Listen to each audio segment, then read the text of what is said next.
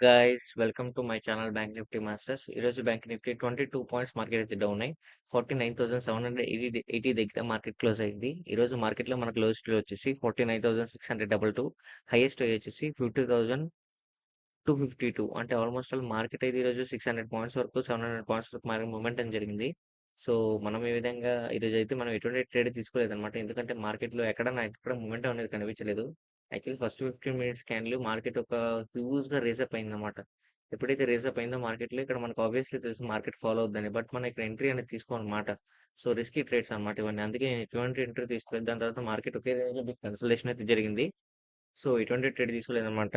So రేపు market ఎలా ఉండబోతుంది, రేపు మార్కెట్లో మనకి సపోర్ట్ అండ్ రెసిస్టెన్స్ ఏ విధంగా ఉండబోతుందో చెప్తే చూడండి.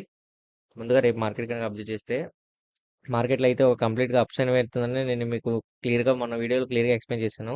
సో మార్కెట్ రేపు కూడా అప్ సైడే వెళ్తుంది. సో రేపు మార్కెట్‌లో సపోర్ట్ అండ్ రెసిస్టెన్స్ లెవెల్‌కొస్తే 51,207, 50,064, 50,253 ఇవి రెసిస్టెన్స్ లెవెల్. సపోర్టింగ్ లెవెల్‌కొస్తే 49,677, 49,080, 48,641. నేను ఏదైతే సపోర్ట్ అండ్ రెసిస్టెన్స్ లెవెల్స్ ఇచ్చానో వీడియో ఎండ్‌లో కూడా పెడతాను.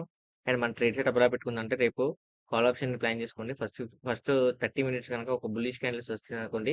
సో మీరు కాల్ ఆప్షన్ ప్లాన్ చేసుకోవచ్చు. మార్కెట్ అయితే హ్యూజ్‌గా రైజ్ అప్ అయ్యే ఛాన్స్ ఉంది. సో ఓకేనా ఫ్రెండ్స్. తిరిగి మళ్ళీ మనం రేపటి వీడియోలో మళ్ళీ మనం కలుద్దాం. నా వీడియో కనుక నచ్చితే వీడియోని లైక్ చేసి ఛానల్ అయితే సబ్స్క్రైబ్ చేసుకోండి. Thanks for watching.